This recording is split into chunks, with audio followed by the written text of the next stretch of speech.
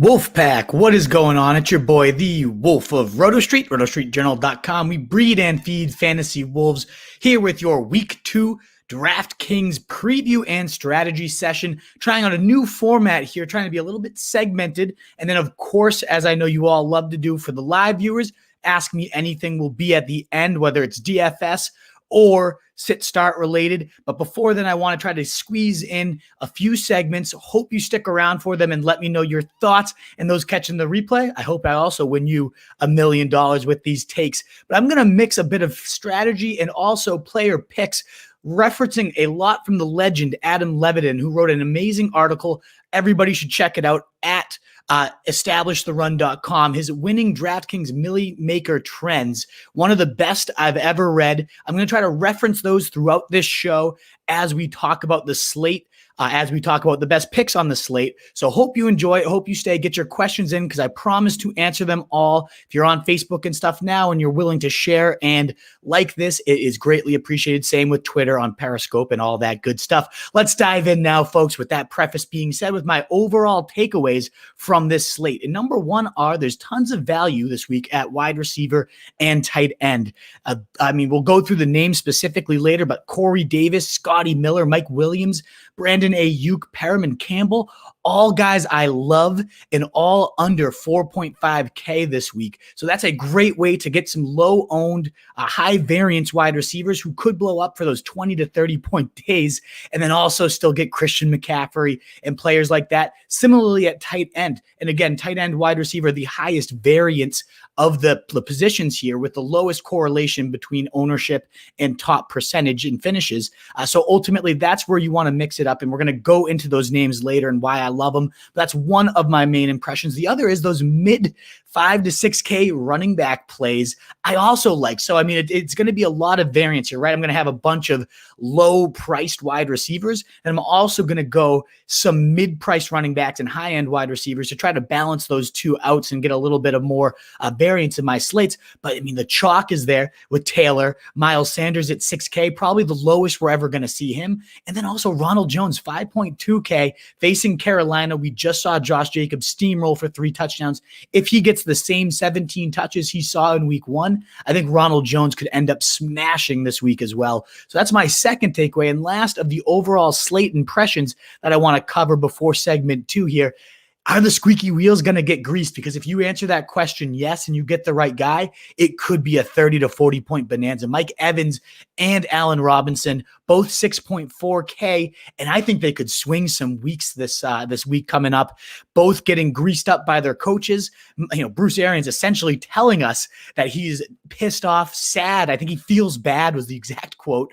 Anytime Mike Evans does not get 10 targets, we know Godwin also unlikely to play this week. They're facing a horrendous Carolina secondary. To me, it's Mike Evans. He's the play of these squeaky wheels. I think he's going to blow up and do 4 or 5 times that 6.4 price point. But Allen Robinson also, with all those trade requests, all those demands, they're going to try to make him happy. So those are the 3 big takeaways looking at the slate. And now I want to move into your stacks and run it backs. Probably the most important part of DFS is a stack almost every single time. Referencing the great, again, Adam Levitin, people went naked at QB just 6.4% of the time. That means they did not have any of the QB's weapons. Last week, my stack of the week was Lamar and Robbie Anderson, and that paid off big. Not Lamar, sorry, Teddy Bridge and Robbie Anderson, and that paid off quite nicely. So let's go through my top plays this week. The premium stack, of course, if you want to pay up, which I don't necessarily recommend, but then this week you look at it, we get Pat Mahomes and Tyreek Hill on turf for the first time ever together outside of a preseason game where they just so happen to connect on an 80-yard touchdown bomb. So this could be money. Warren Sharp, who I saw this observation from, and I think that could be a juicy play. Yes, you're investing a ton of money, 7.7K and 7.5K into Tyreek. Let me know, too, your guys' favorite stacks of the weeks as we go here. So, yes, you're eating a healthy change of your lineup money there. But man, could it pay off if they hook up for 2 long bombs, which we've again seen them in the preseason, but never together in the regular season. We've only gotten Mahomes on turf once, but it was without Tyreek. So this could be some scorching fast turf here for these two guys. I'm absolutely in on that one. My second rated stack of the week in a game I am definitely, and I wanted to make sure to actually go over too the run it back portion here, which means you bring it back with another player from the opposing team's game. Stacking is also what it's called. Although Adam Levitin pointed out, you don't have to go crazy and get, multiple weapons. Only 6.4% of the time did multiple weapons on the other side hit it back, but 31% hit rate by getting at least one of the opponents from your QB that you're starting. So M.Williams, in my opinion, at 4.2K, the best way to run that game back against the Chargers.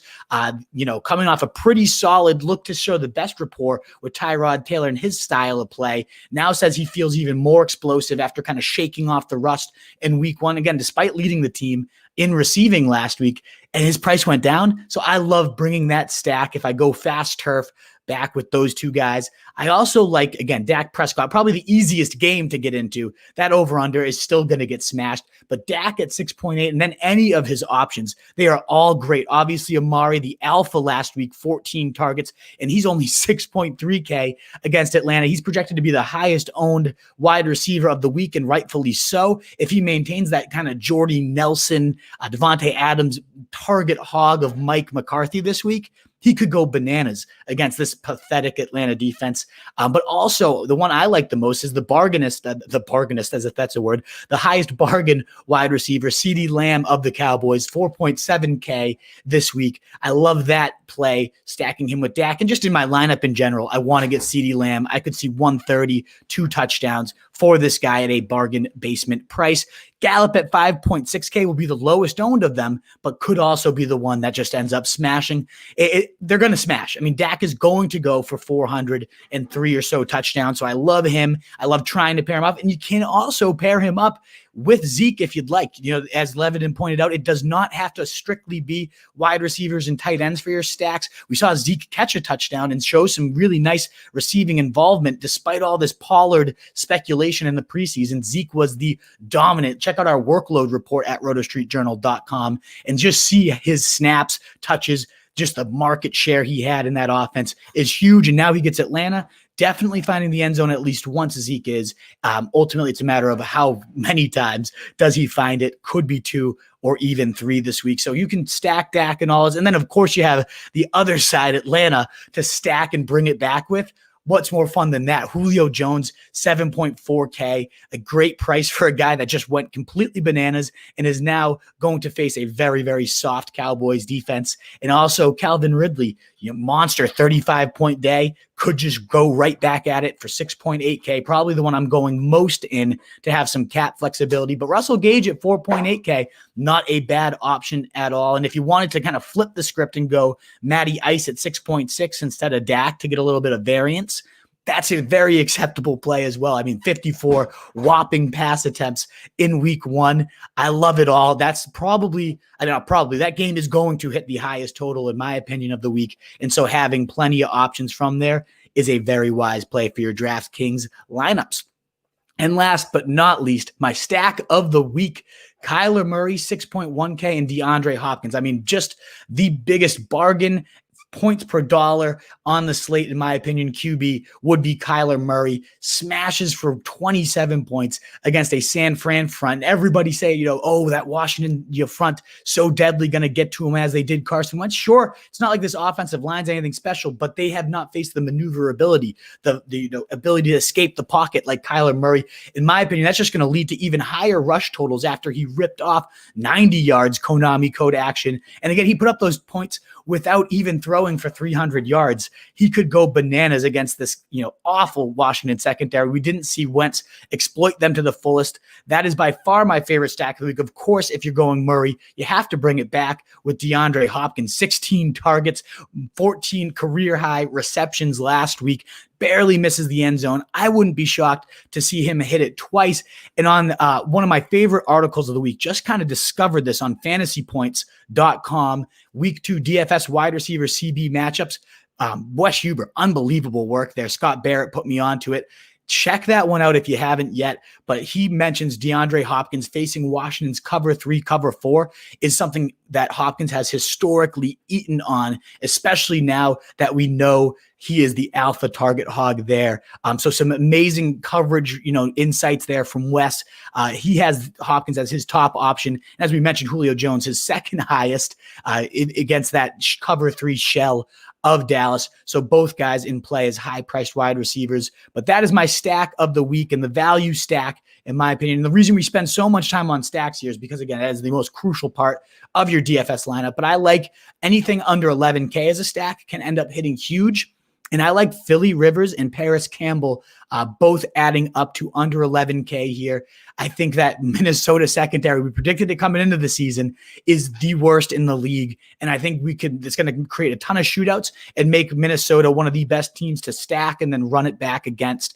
When you go Philly Rivers, Paris Campbell, and then Adam Thielen at 7.2, the 25 ranked 25th against the pass, the Colts did this last week. So, close to the bottom of the barrel, right there with the most points allowed to wide receivers was the Vikings. We all saw what Devontae Adams did to him, and Campbell really did look like a target hog underneath in the slot where Phillip Rivers has made his money. That kind of narrative ended up playing out quite nicely, and this is going to be an even easier defense to cook. So I love that.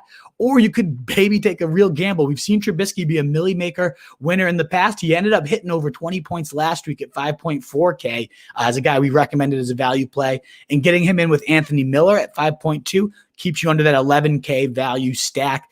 Do love, again, Allen Robinson at 6.4K. So if you want to go him and Trubisky and watch that wheel get greased, it doesn't quite qualify for under 11K, but still a great option for value stacking this week. And both, again, Giants, you could run that back with Slayton, who came off a 31-point day and is not priced like it because it was a Monday night game. An awesome way to run that one back as well. So those are my stacks. Let me know, again, what you guys consider the best stacks of the week. I'm now going to move on to the chalk talk here and who to eat, because as Ed Leviton points out, even the best lineups do eat chalk. The top 10 lineups average 1.9 players that had 20% or higher ownership. So at least one and often two guys at 20% or higher. And most often, as Leviton points out, those were running backs, which have the highest correlation between their salary and then their outcome on DraftKings. So to me, when I'm eating chalk, it's almost always at the running back position. That's the smartest way to do it. And there are some chalky running backs this week, but I love them all. So let's go through these chalky running backs and discuss which ones we're going to eat this week. So the chalkiest is Taylor at 5.7K. I personally use one of my favorite guys, as you guys who are long-term fans or know, Scott Barrett at Fantasy Points has amazing ownership projections. Roto Grinders also has some incredible ownership projections. Those are what I use the highest. And he's projecting, Scott Barrett is Taylor, Drake, Henry, and Zeke are 4 of the 6 highest owned players, not just running backs, but all players. So almost the entire high owned slate is going to be running backs. And again, that's where you eat chalk. That's how we find if you get the right ones. No matter if here's which ones are right. So I kind of look at this as, do I go Taylor or Drake? Because they're both priced in the same point as Taylor 5.7K, Drake 5.9K, and then also Henry and Zeke being the higher priced guys, Zeke at 8.2, and then Derrick Henry 7.9. So I look at this as I'm deciding between, my running back 1, Zeke and Henry, and then my running back 2, Drake versus Taylor. I like going Zeke out of those options. I get the Henry steamrolling the Jaguars narrative. I get they have nobody else going in this game with A.J. Brown sitting out. And it could very well happen that he sees 31 touches, 31 carries on Monday night. Now, you're probably going to see the same workload against a worse defense for the Jaguars. I can definitely see Henry steamrolling. That all being said, I still see the points bonanza happening with Dallas and Atlanta. I think Zeke gives you so much more receiving upside. So if both guys have that 3 touchdown upside, give me the guy I know is also going to be catching the ball. So give me Zeke on that chalk I'm eating. And then between Taylor and Drake, I love them both. I have a mix of them. I kind of stack Kyler and Drake a few times, but I want to eat Taylor if I have to pick between those two. One, you're saving $200, but then 2, I think this is his coming out party this week against Minnesota. Yes, I like Campbell. I like the passing game of the Colts.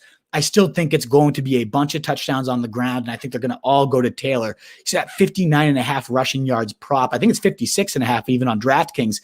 Huge smash play button, and also scoring 2 or more touchdowns gets you, I think, plus 600 odds. I like hitting that, and even maybe shooting for the 3 touchdown barrier. Taylor will be chalk, and I think if you do not play him, you're going to regret it, as he hits 100 plus rushing, 2 plus scores on the ground. And then also we saw the receiving. He had the most receptions on the team last week too. So it's not like he's just a one-trick pony. Phillip Rivers, 17 targets for the running back position. As much as I like Hines, and I think Hines will be in play and is a viable option for the rest of the season and redraft and everything, I wouldn't be shocked to see Taylor really put a stranglehold on this job the rest of the season. So chalk-wise, I'm looking at running backs. I'm eating those guys. Personally, if I had to pick 2, it's Zeke and then Taylor. Those are the guys I will go at running back more often than any others. Last segment here, and then it's on to your questions the rest of the way. So if you're tuned in, start getting them on in there. I will answer everything that comes in after this. Which running backs to eat? That's the chalk talk. We're now on the bargain basement. Sorry, I had the wrong banner pulled up. Value plays of the week, as I hinted at the overall impression of the slate. I think you're hitting that at wide receiver. That's typically best practice anyways, but especially in week 2 this week with lots of different injuries. There's tons of plays here, and this is the list of the guys I want. Let's kind of go through them one-on-one in order of some reasons why I like them. So I love Campbell. As we mentioned, the Viking secondary giving up the most points to wide receivers. It was partly Devontae Adams. Yes, we get that. But even MVS went off.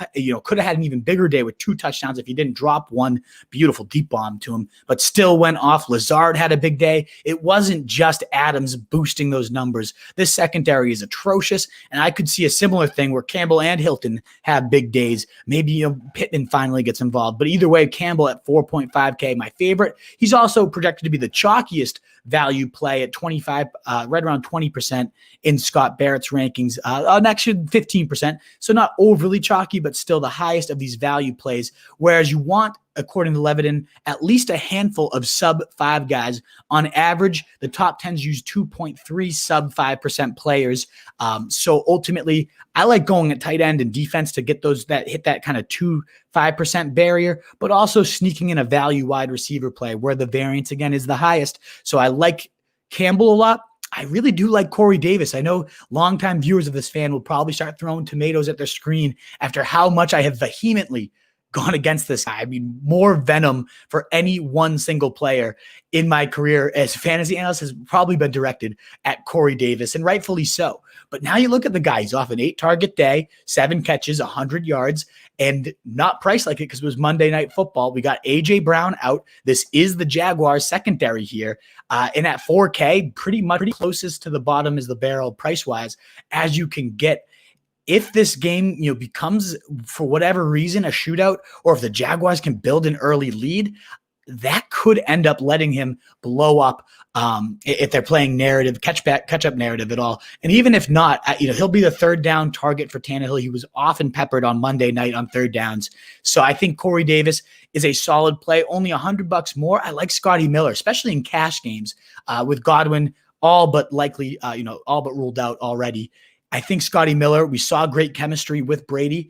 That's his style of play. As much as I love Evans to blow up, that doesn't mean Scotty Miller can also catch 8 balls and approach 100 yards, especially if Teddy Bridge in the other side, which I do think they will, keep it close for the entire game. So Scotty Miller, one of my favorite plays, both in redraft and also on DraftKings. M.Williams, though, only $100 more than Scotty Miller.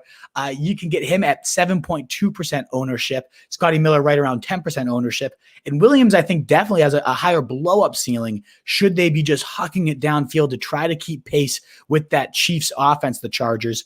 M.Williams is that huck it down the field play, says he's feeling more explosive this week, and a good way to kind of pivot away from Campbell, Miller at the higher owned options. Davis coming in at only 2.58% in Scott Barrett's projections. I wouldn't be surprised to see that a little higher, but still a nice, easy, low-owned option. Brandon Aiyuk at 1% owned is a way to pivot away from all these guys facing a very poor tackling Jets defense. And his calling card, Aiyuk, coming out of college, was run after the catch, was tackle breaking. And this could be a great spot because the Jets missed more tackles than anybody else in week one.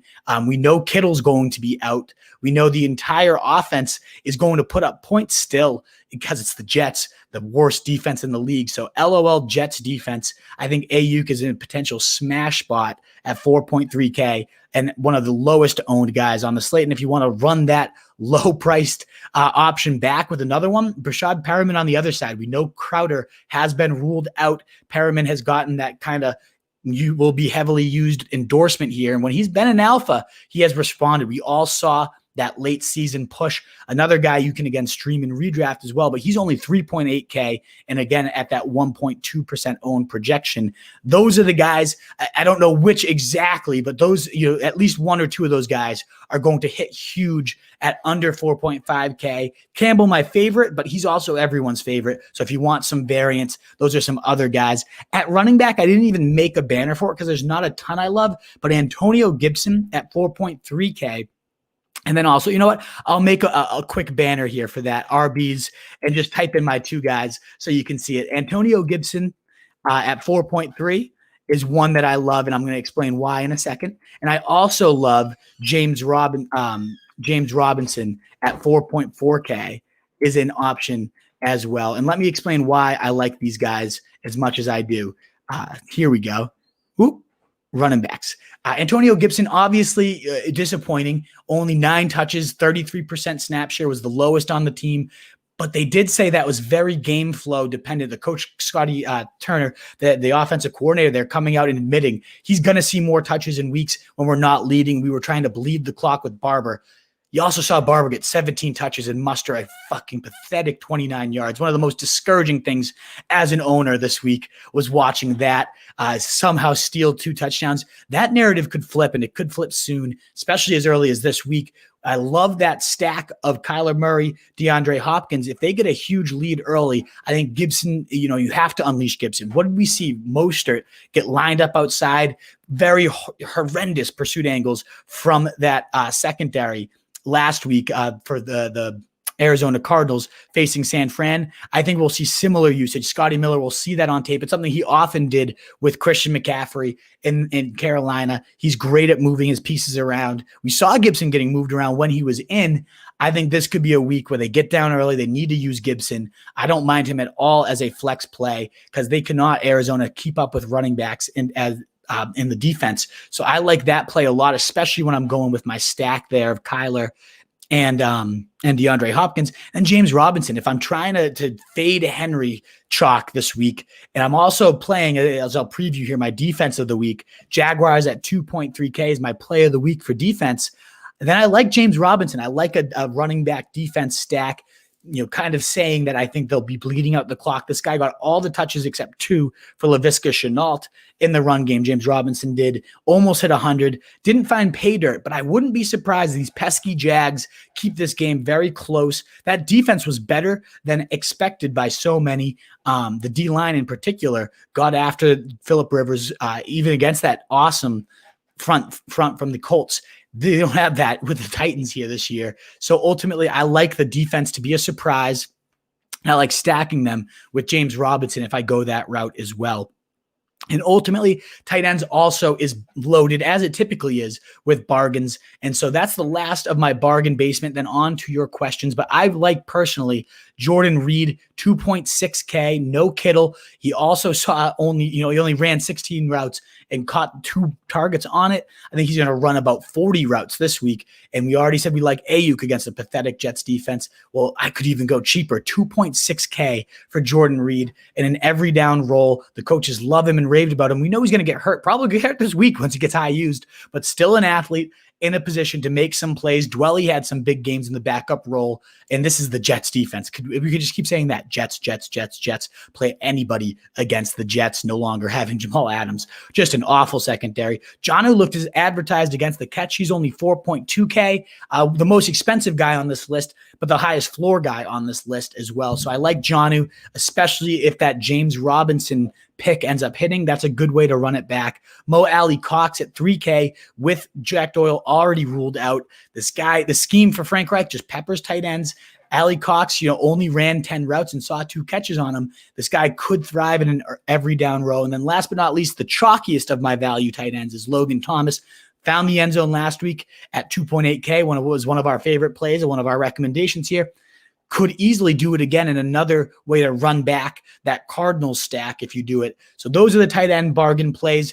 All of them are under 5% projected ownership to have those sub 5% guys. But only, other than Logan Thomas, who's right around 13 to 15% projected ownership. All righty, folks, that is it for the bargain plays of the week. So let's now go through any of you guys, questions you had, let it rip, whether it's DFS, sit, start, anything you'd like. My boy Wolf, how's it going? Great to see you, Giuseppe. I hope you're still here. Always a pleasure seeing you. Can't stay and watch, but I liked and shared. Tunes always appreciated. Anybody else here willing to share it out, like it, it really helps. Truly does. So thank you, Tunes. Pick 3 from Cody Wilkes. Love to see you. Corey Wilkes, sorry, my bad. Mike Evans, Woods, Fuller, Hilton for this week. As I mentioned, I love Evans to blow up. I think, especially with Godwin sitting, all the greasy wheel, is the squeaky wheel going to get greased? I buy that narrative fully. I also can never bench Robert Woods. So to me, even though Hilton's in that smash spot against the secondary, it's tricky to bench Fuller too. It comes down to those 2 guys for me. I think I bench Fuller, Baltimore. You look at what he did only in garbage time, and now he gets Baltimore's secondary, significantly tougher challenge than Kansas City. He worries me this week, so I bench Fuller and play Hilton. Look at your beautiful face. Thank you, Jake Knight. Love to see you too, man. Swift, Deontay, Connor, or Snell for the flex. I'm going to avoid the Pittsburgh running back situation. 1, the Broncos is a tough matchup, but 2, it could become a committee. All the talk was it's Connor's the workhorse role. The fact he's practicing in full tells you it wasn't too serious, but Snell also impressed so greatly. The Athletic is speculating that Snell is going to have a role even though Connor is back in full. So I avoid that, and I think I lean Deontay. Swift found the end zone once and should have found it twice, but that was still on 5-6 touches? You can't bank on 5 or 6 touches a week, 2 of them coming towards the end zone. So I don't want to play him till I see him carve out a bigger role. It's a 4-headed nightmare. Give me Deontay. 10 targets, highest share, and looked really smooth. And him and Big Ben showed a nice rapport. That's where I'm going, Jake Nikes. Charlie, should I start CD, Scotty Miller, or Watkins for my wide receiver too? As much as I like Scotty, to me it comes down to CD or Watkins. We've seen the Watkins blow up before. It is, though, going to be on the fast turf. So Watkins definitely in play. Him between CDs really tough because I think, the head says go Watkins. Makes sense, fresh off a blow up. What if he keeps this string going? But the heart's telling me CD Lamb's going for 130 and 2 this week, Charlie. So that's what I'm going. You're so cute. Thank you, Perisco46. Much appreciated. I don't know who you are, but appreciate it. Teddy was great last week. Got another QB stream. I'm glad that one worked out for you. You can let me know who's on your wire, but I love Philly Rivers against that awful Viking secondary. He's probably my value play. If you're desperate, you get Trubisky over at the Giants. He's only like 4% owned right now. So you could look at those guys, Jake Knight. I still love Teddy. I'd probably stick to Teddy if that's an option, but those are the guys I'm looking for here. McLaurin or Ronald Jones, PPR from Z-Balls 5. Great question. I like them both, but I'm going to go McLaurin. Ronald Jones is in that Carolina smash spot. We saw how pathetic they were. They gave up the most points to the position last year, and then they start right off where they left off here in 2020 by giving up 3 touchdowns to Josh Jacobs, but Jones ain't Josh Jacobs. We don't know when that week's going to come where Fournette just sneaks in for 20 touches. It could be as early as this week. I like McLaurin on a bounce back game here. I think they get down big early, Washington does, and in catch-up mode, I like McLaurin to kind of smash. Arizona secondary is getting way overrated right now because they faced a wide receiver-less 49ers team. So give me McLaurin there. It's close, though. It's really close. Jerry asking, Allen Lazard or Russell Gage in a PPR league. I like Lazard. I think Rodgers is on that fuck you tour. I was wrong about him entering the year, in my opinion. I wish I had him higher. Now, looking at how motivated and fired up he is, probably should have seen it coming. And Lazard's his boy. We know he loves Allen Lazard. So I go Lazard. As much as I like Gage, 12 targets last week and hit 100 yards. And again, I think that narrative's right in play that the Cowboys get up big and Atlanta needs to chuck to keep pace with them. You're asking for a lot, though, for you Hayden Hurst. He's facing a Dallas team that gave up tons to the tight end and is without Sean Lee and Van Der Esch. I actually need to check what his price is on DraftKings. I think Hurst is in a great rebound spot, and I think that could come at the expense of Gage. So I like Lazard, but they're both really nice stream options, Jerry. Hines, not sure what the question there is, Daniel, but I like Hines. If that's what you're asking, can I use him this week? Sure, but let me know who else you got. Eli Riggs asking James White or J.K. Dobbins. I think White's definitely more in play this week because the narrative should involve more passing for the Pats. But Dobbins, the goal line role, the trick is like if he didn't get those goal line touches, he would have been useless. So what if Roman, who says this backfield share is going to go any which directions, that makes him risky because what if this week it's suddenly Ingram at the goal line, right? I think if I need that ceiling, Dobbins is certainly higher. If you're an underdog, Riggs, but most cases, I'm probably going James White and thinking this is a more pass-happy script for the Pats. They're not going to be in a position where they can run it 15 times with Newton. And I think dinking and dunking, especially if this is PPR, to James White is the higher floor play. So most situations, I'm going James White over Dobbins. Marvin Jones Jr. for Yanks 02. Marvin Jones Jr. or Marquise Brown at flex. It's got to be Marquise. I mean, the guy would be the play most weeks, especially after a week you saw him light it up. Houston secondary. I mean, Sammy Watkins just bent him over their knee. What do you think Marquise is going to do to these guys? So I like Marquise a lot. Even though I do think Jones is in a great rebound spot, Green Bay secondary is horrendous. Both are great plays, but to me, Marquise Brown is in a tier above them. JT Malone, great to see you. The Wolf is here indeed. Daniel Howland, here's your question. You must have hit enter a little fast. Hines, Moss, Preston Williams, Montgomery. I know how much you hate him, but he's on my bench. Have to include him. No, you don't. You know I'm never going to go Montgomery, Daniel Howland. Come on. I go Hines there out of those options. Preston, especially if Parker sits, is going to actually be adversely affected because you do not want the Tre'Davious on the number one there. Great shadow corner. So Moss, yeah, it's against Miami. Good touchdown share. I like it, but Hines was so good, and they give up tons to the air. Minnesota does, so I really like him. Wire's plentiful. You got Garoppolo, Big Ben. Oh, damn, that is plentiful. Stafford, Minshew, Bridgewater, Goff, Danny, Rivers, Cousins. Out of all those options, Jake, I actually like Stafford the best. I really think that game becomes a shootout with Green Bay, whose secondary is very porous, but they're also going to put up points. I like targeting Green Bay for quarterbacks most weeks because I think Rodgers is on that FU tour, and that's going to lead to a lot of comeback scripts for him. So give me Stafford there, Jake Knight. Second flex, Lat Murray, Gibson, McKinnon, or Brian Edwards, asks Mike Clay. I think, oh man, that's tricky. I can't go Murray right now. Whenever Kamara's in there, it's a risky play. I think I like Gibson the most out of here. McKinnon could get peppered. We know they're down all their receiving options, and McKinnon saw 5 targets last week, so I could see that getting bumped up.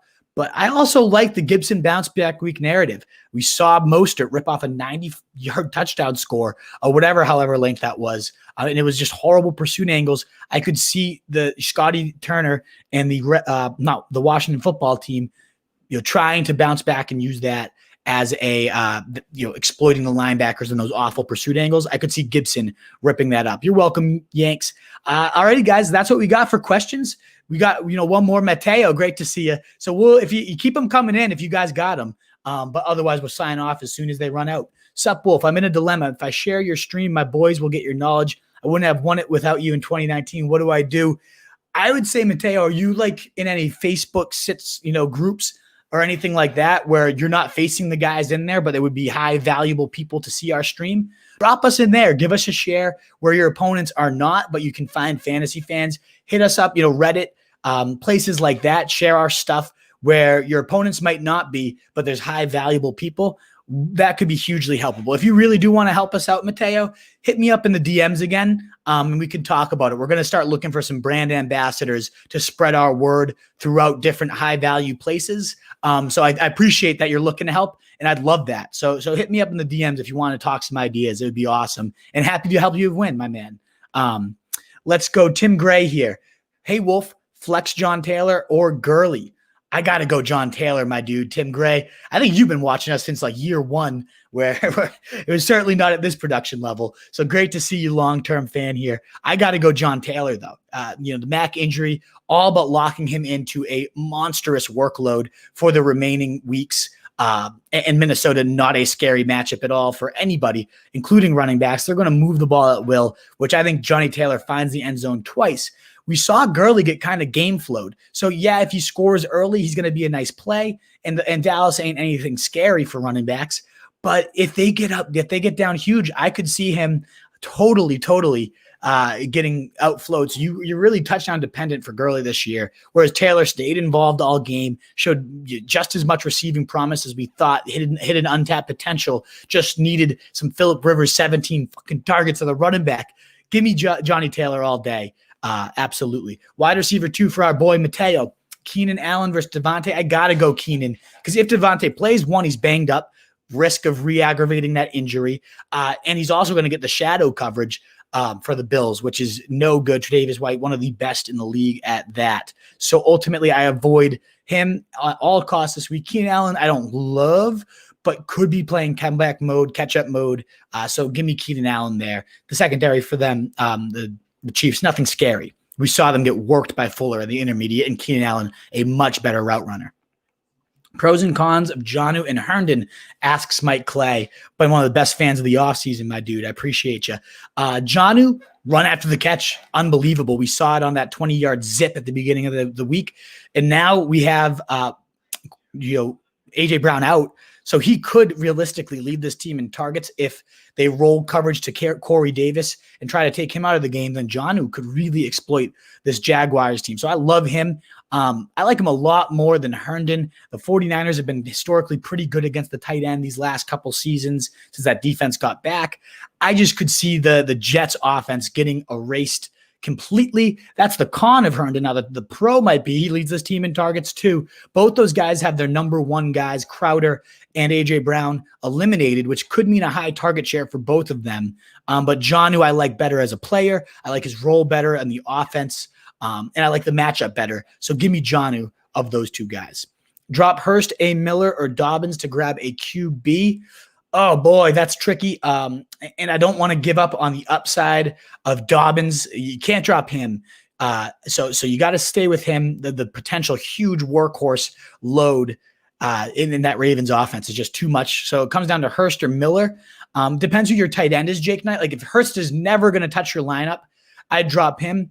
Similarly, if your wide receivers are stacked and you know Miller's never going to touch your lineup, you drop him, but it's not Dobbins. That's how I look at it. I have Hurst and Hawkinson. Okay, so it's not like, Hurst is a lock. I'd like to know your wide receivers because I think I'd like to keep that tight end rotation. Hawkinson, as long as Galladay's out, remains the play at tight end. But once he's back, you might end up wishing you have Hurst. But again, if Hurst does not do it against Dallas, send that fucking flow ass to the waiver wire. Thanks for the props, of course. Long-term fan, thanks for supporting the show, man. Is this a good DraftKings lineup? Rivers, Elliott, Taylor, Campbell, Davis, Corey Davis, Miller, Andrews, CEH, Steelers. I do like it. You got some of the best values in there. You stacked with Rivers and Campbell, which I mentioned is one of my favorite values.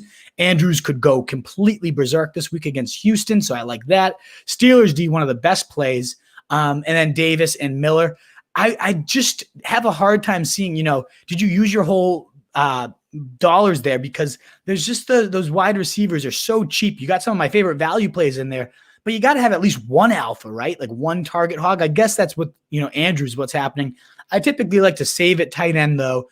Even though Andrews is going to go berserk, all three of those guys could end up hitting Davis, Campbell, and Miller. So yeah, I do like it, Daniel Howland. I do. But I would like to somehow see a better target hog in there, whether that means you're saving at Steelers and bumping up Miller could be the play. Flex, Gurley, Z Moss, J Robinson, D Parker, full PPR for Mateo. I for the definitely not Parker. It comes down to kind of Gurley or those other running backs. I think I keep going Gurley. Dallas gave up a good amount to running backs last week on Sunday Night Football. We saw Malcolm Brown tear them to shreds. So Gurley, if they use him in that similar sense, could be a beast. I go Gurley there. Tunes. I asked a bunch, but T.Y. Hilton, M. Jones, D. Parker, E. Sanders, Reagor picked 2. Davis is on waivers. I had A.J. Brown, but he's out. I got to go here. Hilton and Jones, both in great blow-up spots, both with great blow-up skill sets.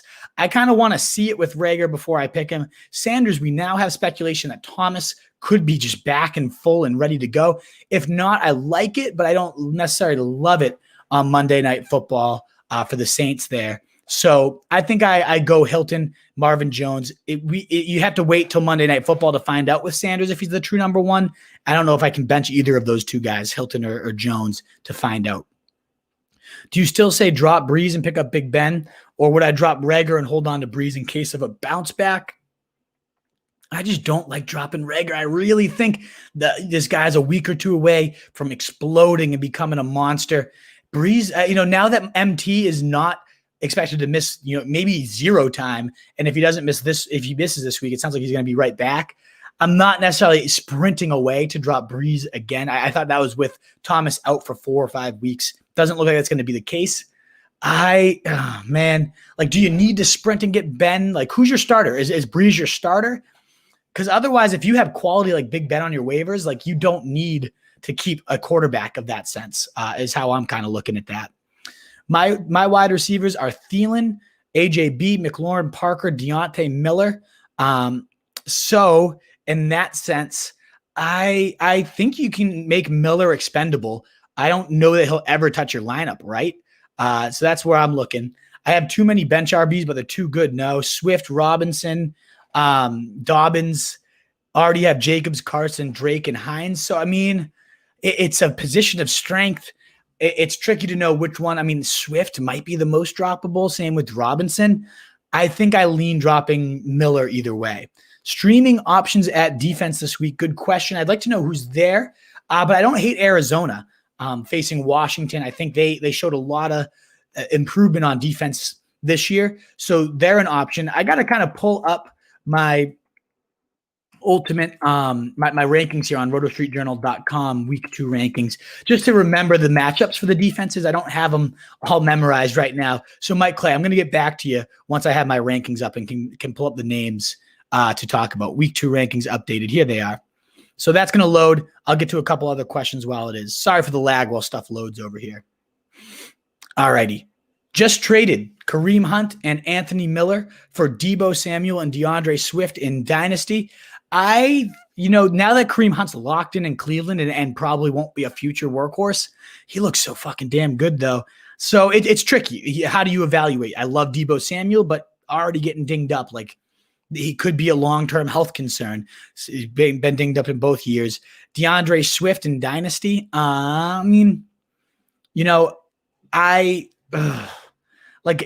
love him, the talent, but how long is Patricia going to be there? I hate the committee system. So I kind of prefer, the Kareem Hunt Miller side, but you could have fleeced him too. If DeAndre Swift gets new type of, you got to imagine Patricia's out this year. So if a great offensive mind comes in there that's going to use Swift the right way, this could be a huge win as well. So, it's tricky to evaluate dynasty trades. I think I lean your side now that Hunt is with Cleveland for the long term. But he also looks fucking damn good. What if he takes over for Chubb at some point too? Breeze and Teddy Bridge. Seek tunes. I might even cut Teddy Bridge because I think he's less likely to get sniped up. And that way you can hang on hope for a Breeze bounce back. And if not, then you pick up Teddy Bridge next week. I doubt Bridge is going to be the one that everyone's seeking out in your lineup. So Mike, let me get back to your defense question here and keep any more coming, guys.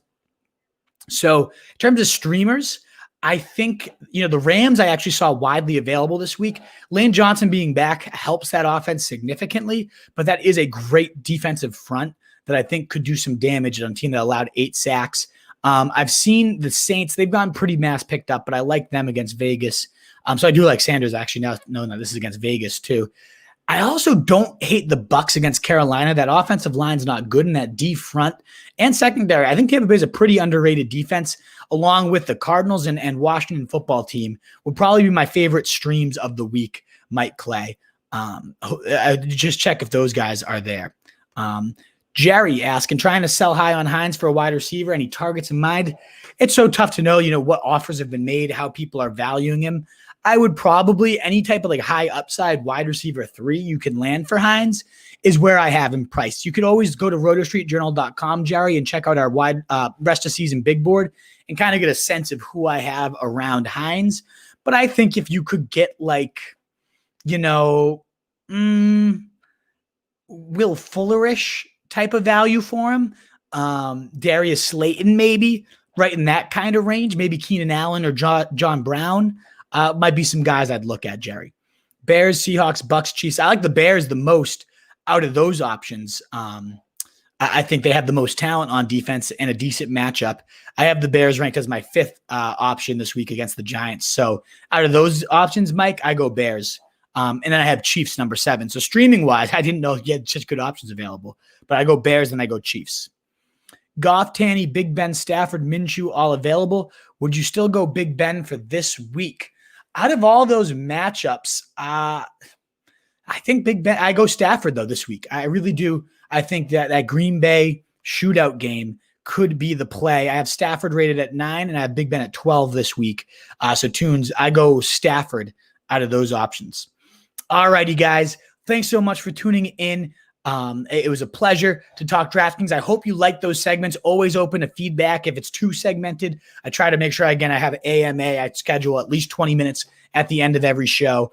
You can find all our DFS content and every other piece of content at rotostreetjournal.com on all your socials as well, where we breed and feed fantasy wolves. The Fantasy Fullback Dive is paving your path to 2020 titles as a podcast. You guys are the best. Thanks so much for the live viewers for interacting. If you missed the live broadcast but watched the replay, thanks for that. I greatly appreciate it. I will be back live tomorrow at 11 a.m. with CJ to go through your sit starts. Make sure your lineup is perfect. And, of course, catch up on whatever news Adam Schefter breaks at 2 a.m. when he wakes up for his football Sunday. All righty, guys. It's always a pleasure. Thanks again. And until tomorrow at 11 a.m., the Wolf is out.